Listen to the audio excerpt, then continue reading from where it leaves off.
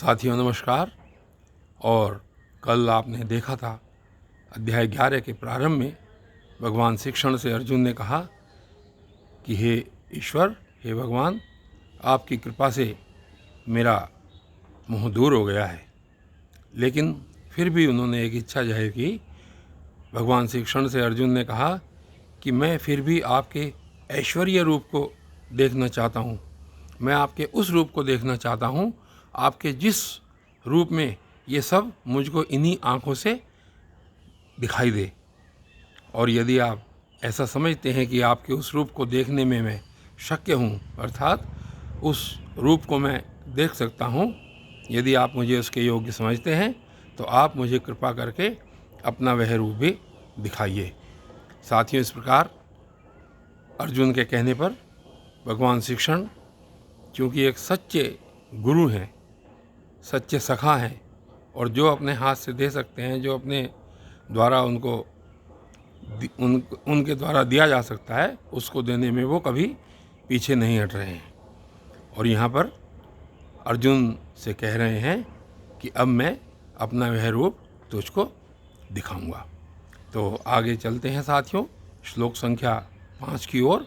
अध्याय 11 में कहते हैं, श्री भगवान उवाच, श्री भगवान ने कहा, पश्य मे पार्थ रूपाणि शतशुवत्सहस्रशः नानाविधानि दिव्यानि नानावर्णाकृतीनि च।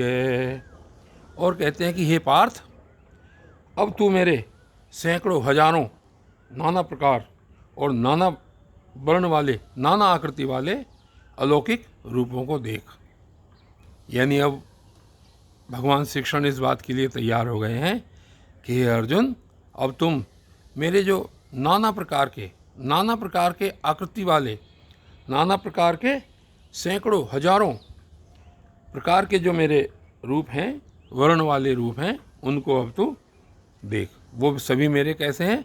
अलौकिक रूप हैं, उनको तू देख। और आगे कहते हैं श्लोक संख्या 6 में, पश्यादित्यान् वसून् रुद्रान् अश्विनौ मरुतस्तथा बहून् दृष्टपूर्वाणि पश्याश्चर्याणि भारत। और इससे अगले श्लोक में कह रहे हैं कि हे भरतवंशी अर्जुन, तू मुझ में क्या देख?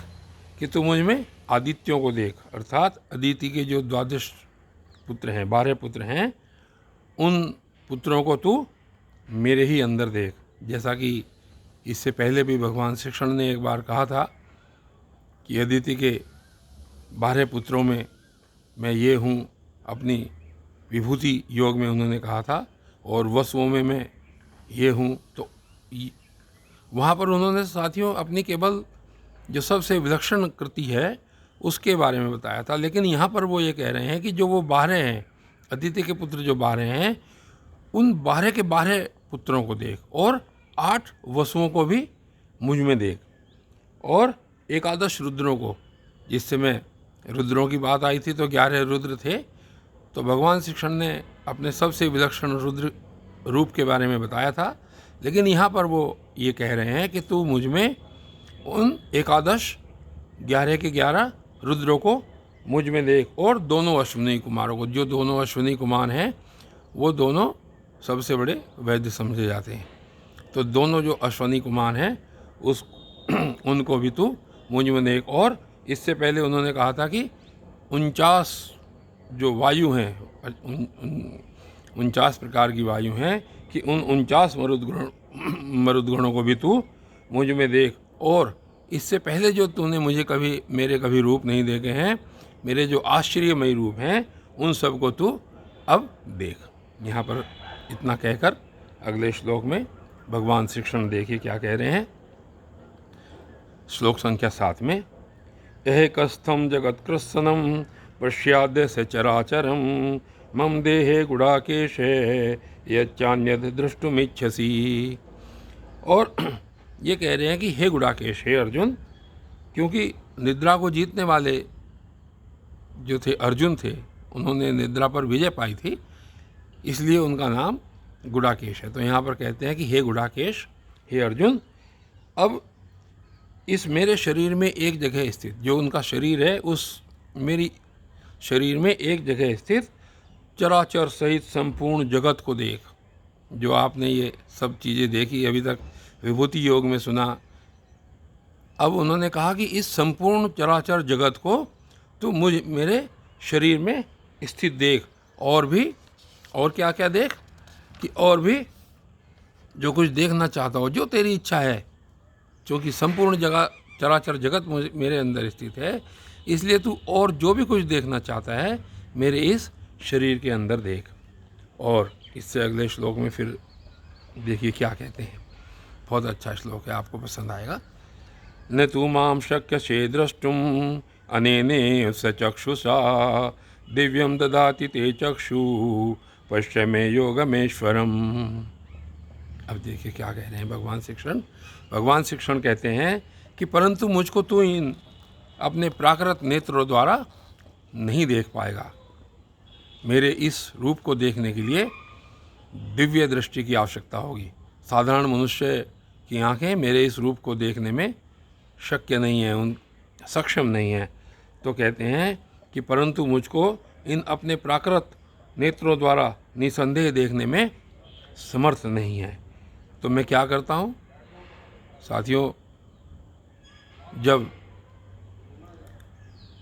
शिष्य को कोई चीज़ भारी पड़ती है तो गुरु क्या करते हैं, उसको और ज़्यादा अच्छे तरीके से कोई अच्छा ऐसा शस्त्र देते हैं, कोई ऐसी बुद्धि देते हैं कि उसको वो समझ में आ जाए।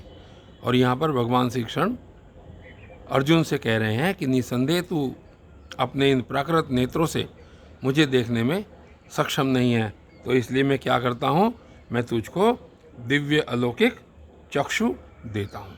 तो उन्होंने उसके लिए क्या किया, अर्जुन को दिव्य चक्षु, अलौकिक चक्षु, जैसे किसी और के पास नहीं होते ऐसे चक्षु प्रदान किए, और कहा कि तेरी इच्छा है मेरे ऐश्वर्य रूप को देखने की, तो मैं तुझको ये दिव्य अलौकिक चक्षु देता हूँ, और इससे तू मेरी ईश्वरीय शक्ति को देख।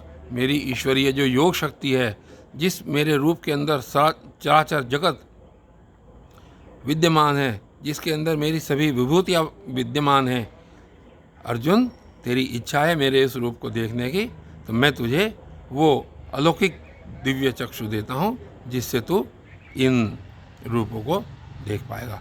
साथियों, इसके बाद कल ये वीडियो जारी रहेगी। तब तक के लिए धन्यवाद।